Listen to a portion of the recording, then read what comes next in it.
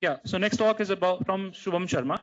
He's going to talk about how do you create a container in Python. And he is currently an engineering graduate and work and interning at Microsoft. So please welcome Shubham.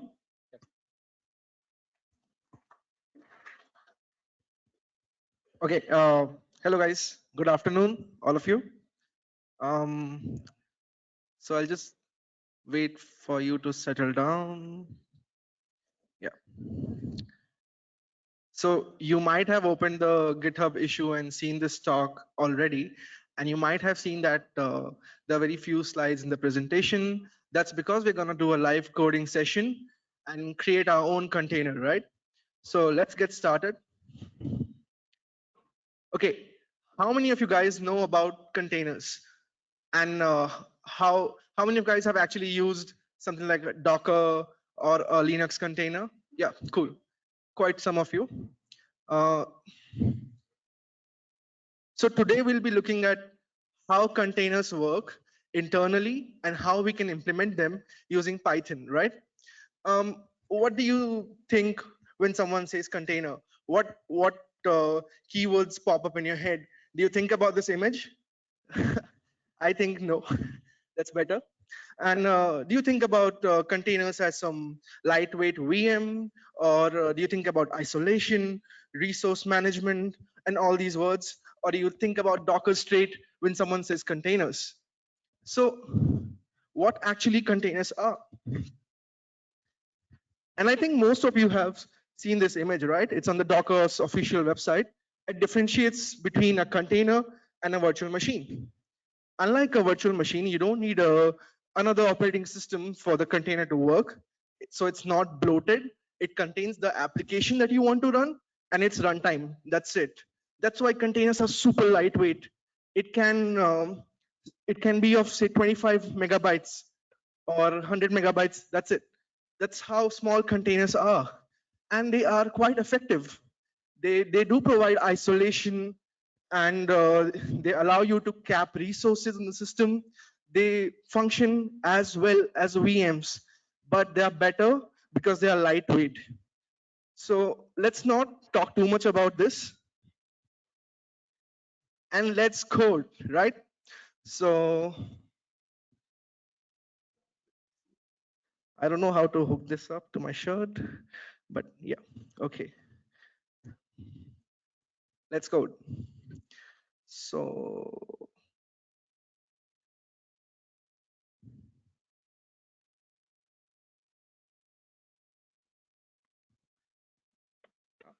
yeah,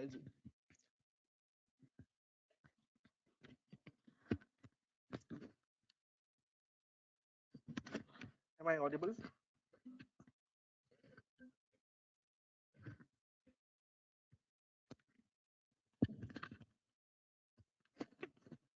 Am I audible? Cool. So yeah, I will.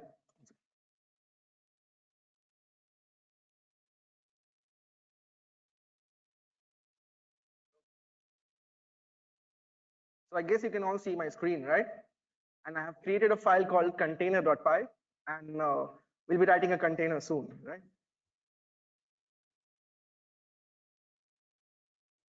Okay, okay, okay. Yeah, yeah.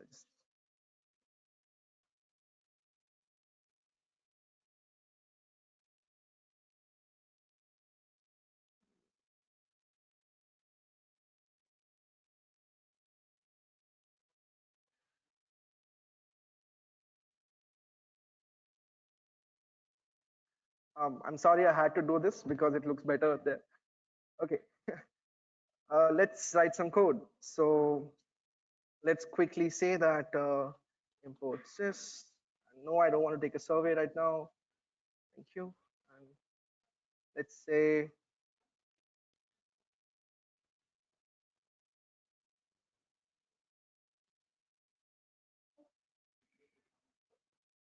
so let's say I enter a command and arguments, and I just want to run this. So I'll import the OS module and say, oops,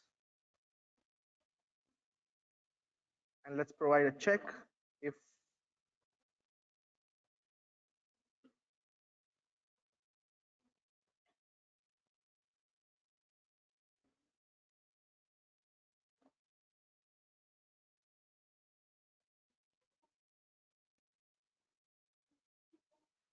So I'll just provide a check if on how to use this file, and this dot exit 1.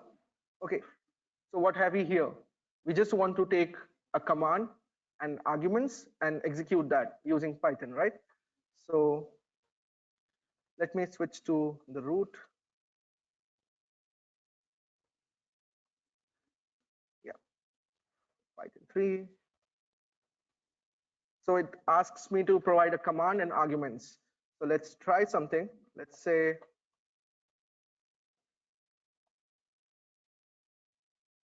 and it works, right? Not much, but it works.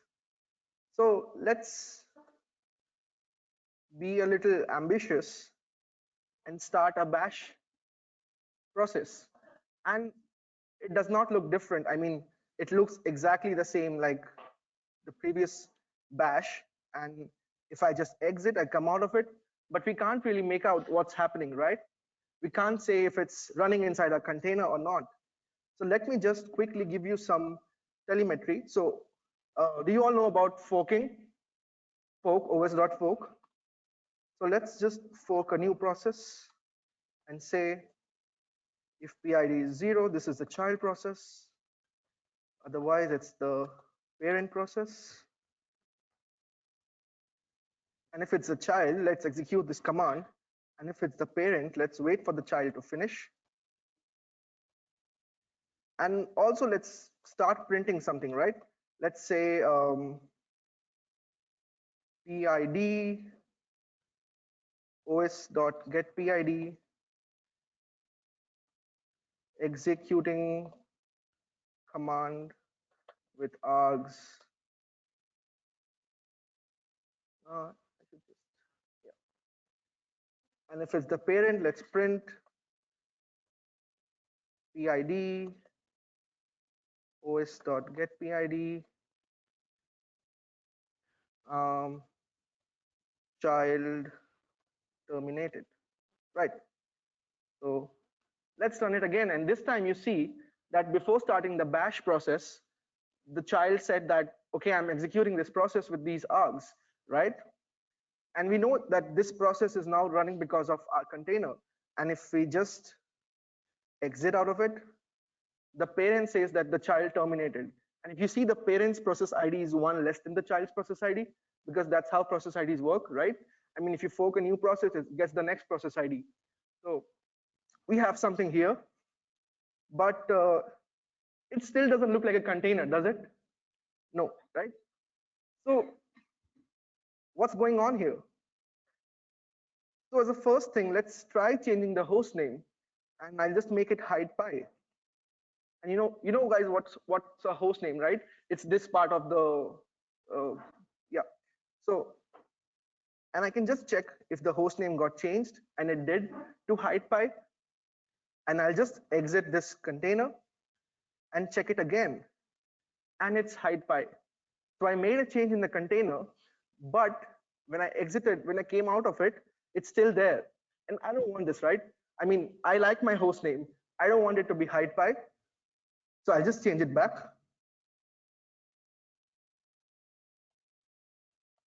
And okay, so how can we prevent this host name to not change for the host and only change for the container process?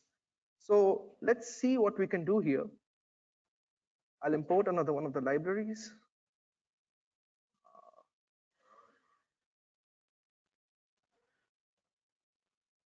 Let's say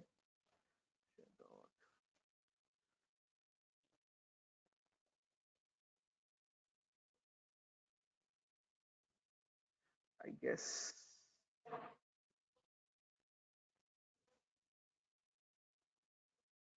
And I'll try changing the host name again, and it's changing.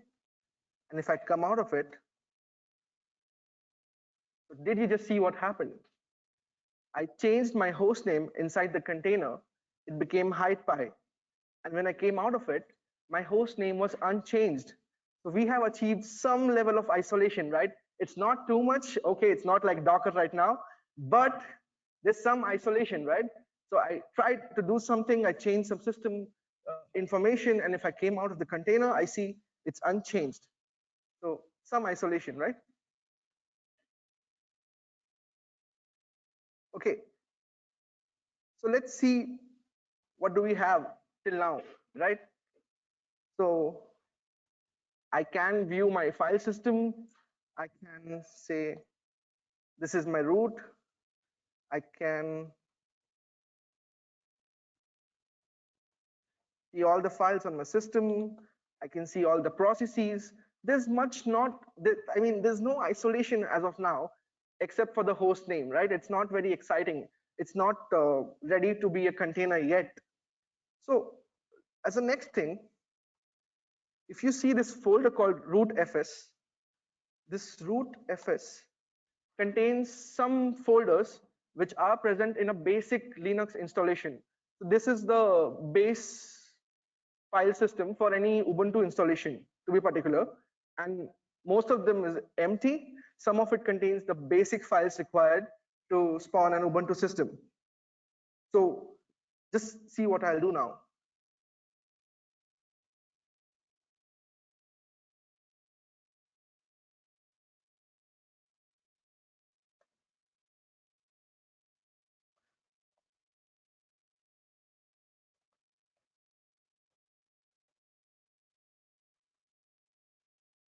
And I'll use this base path here.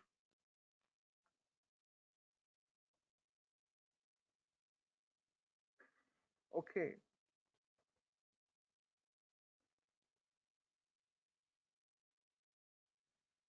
Something changed, right? Why is this not colorful anymore? Right. So if I do an ls now, I don't see those files anymore that we were seeing before. And this is what the rootfs folder contained. So I'll just try to go out of it. I'll try to go back one directory, but I can't. What's happening here? So essentially, I have trapped this process inside a folder, and I say that, okay, this is your new root, and you can't go out of it. So file system isolation. Now, this process cannot see anything outside this folder. So the host is totally safe. I can say that, right? And if I go to home, I can't see my anything because it's not there. It's just this folder. And let's spice up things a little bit. And let's say that, so you know how Dockers have one random ID, right? That you see in the host name. So let's just have that. It's cool to have it. So I'll just say import random import string. And let's create a random ID.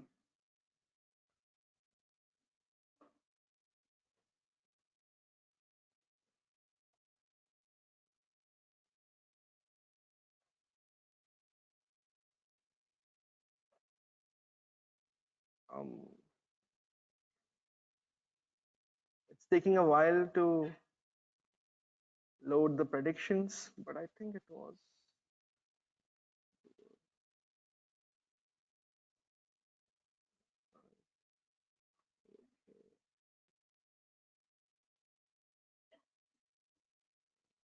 Let's see if it works.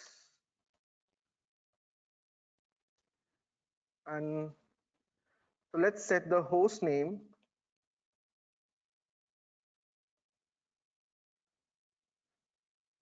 to be the container ID. Okay, what is the issue? Oops. Right. So I think it looks more like a container now because of this thing. And now we can differentiate if we are actually inside the container or not. What? Zoom. Sure. Can you all see the new host name? It looks more like Docker. I don't know. Yeah, it does. And so what have we done till now? We have changed our host name without affecting the host system. We have trapped this process in a folder, And we have, so we have two levels of isolation, right? Okay, so this is my host system, and I can do ps to list some of the processes, right? And if you know how the command ps works, uh, let me open the man page. Come on, it's just a man page.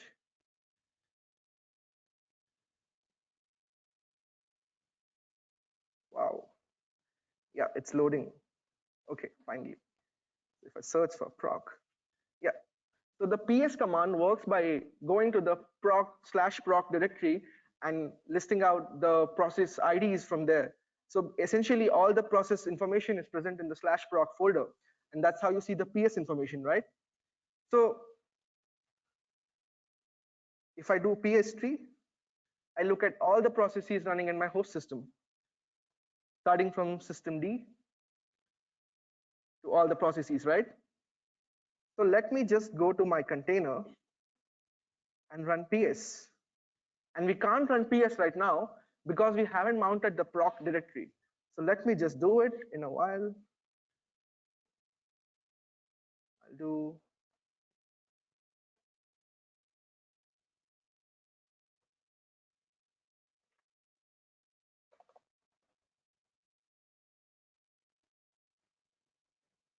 and let me also unmount it.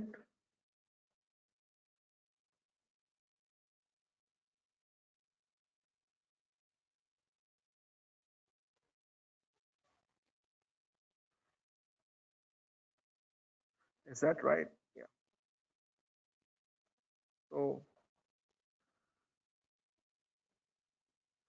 so I can do ps now inside my container, right? But these are the same processes running in my host system. So essentially, my container can see what processes are running in the host system. And if I show you the full output, it's a whole load of them, right? And I don't want my container snooping in other processes in my host system. So what can I do now? I can, in fact, give another flag here, and let's see what happens now. Did you see a change somewhere here? Yes. So now what happens is that a container got its own set of process IDs, and it cannot look outside it. It cannot see what processes are running in the host system. It can only see what it itself is running. And if I try ps auxiliary, same output. So another level of isolation, right? That's cool for a container. I think it does feel like a container, doesn't it, guys? You cannot look outside the file system, you cannot see other processes, and it's quite contained. But there's still many things missing, obviously. And I would like to show one thing. So here's a script. It's a bash script that allocates some memory, right? It's not important to see what's happening here. The important part is that it's allocating some memory and using up your RAM, right? So I'll just run it in my system. And it takes some time, right? I have coded it in such a way that it takes some time on my system. So 6.9 seconds, right? It takes, so this is running on my host system. It's taking 6.9 seconds as of now to allocate some memory in the RAM, right? So what happens if we run the same command inside the container? So what I'll do is,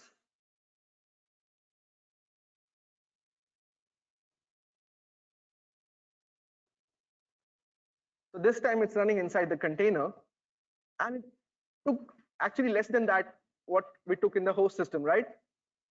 So let me introduce you to one more concept called C groups. So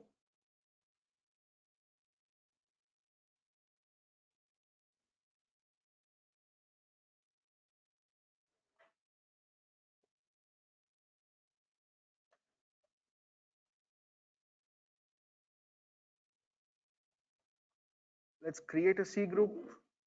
Let's set the memory limit.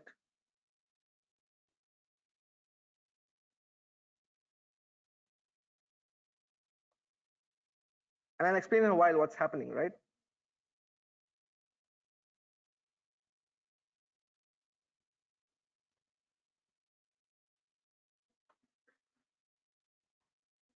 Okay, so let's try running the file again.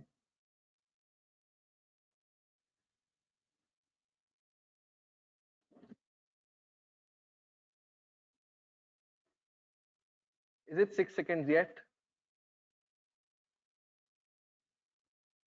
It's taking quite some time, right?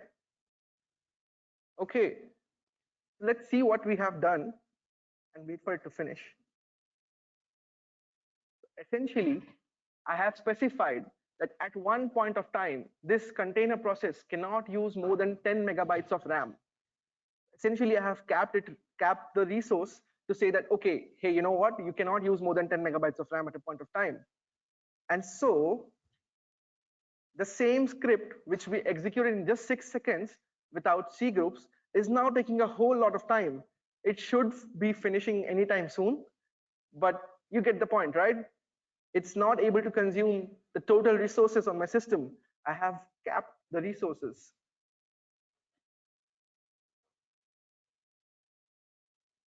I can also set a CPU limit and say that you can only consume 20% of the CPU and not more than that. So how cool is it?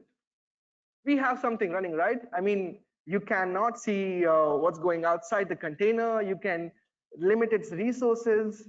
What else does a container need? I mean, it does need a lot of other things too, but I think this is a good point to stop here and reflect what we have learned today, right? It's not a production code yet, and you cannot compete with Docker with this code base, right? But it's something, right? It's still loading, it's still allocating. Oh my God. Okay, let's just stop it here. It took more than 1.53 seconds, 53 seconds, yeah.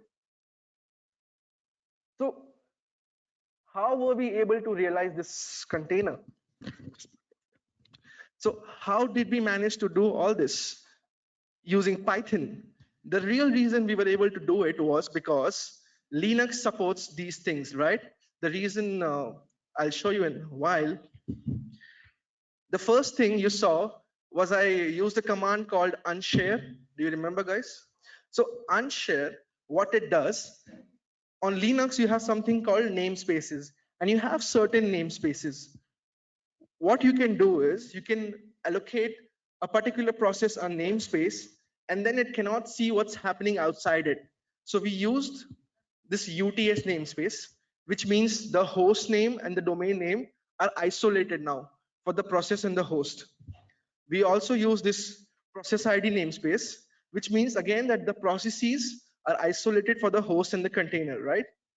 We have some other namespaces too, and I think the man page can explain it the best. Yeah. So I think whenever you have an issue with Linux, you can just go to the man page and see. On the man page, it says it's a global system resource in an abstraction that blah, blah, blah. Yeah. The gist says that basically with namespaces, you can isolate certain parts of a process with the host. And that's how Dockers also work, which we'll see in a while.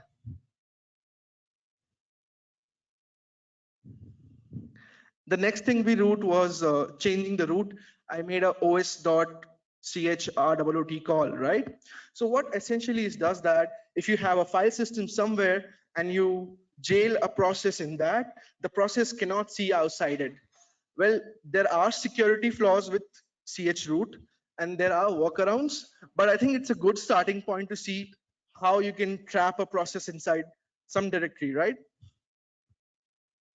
So in Dockers also, if you see, you cannot see any files in the host system, right? You need to SCP something inside, or maybe use a shared volume or something like that. And the most effective thing I would say is something called C groups. C groups are control groups that allow you to reduce control for any process.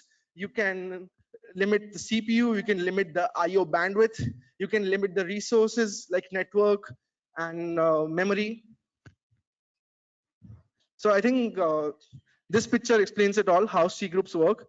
You have a server, you have lots of resources, but you can confine processes to use only particular parts of the resources, right? You can say, okay, you can only use 10% of the CPU, or you can use only 500 megabytes of RAM, so and so. So I think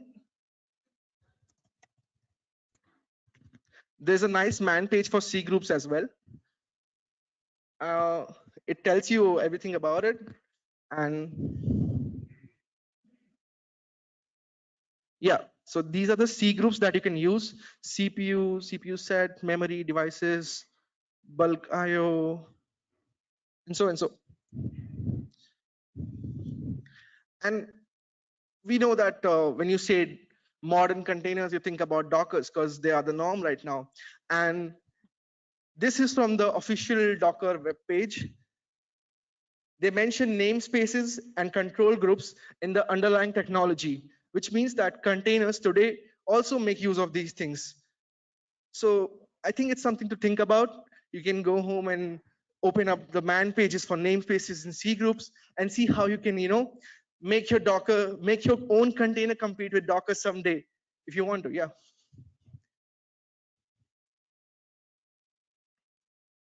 And I think you all have the link to this presentation, right? It's on the GitHub issues. You can go and visit these URLs. There are some great sources to know how the container functions internally. Yeah, and you can always reach me out for queries. So do you have any questions now? Questions? Yeah, so right now, if you see, I didn't do any network isolation, right? It was the same as the host, but you can indeed do that and open up ports. If you go to the namespace documentation for network, you can figure it out, right? Any other questions? Okay, thank you guys.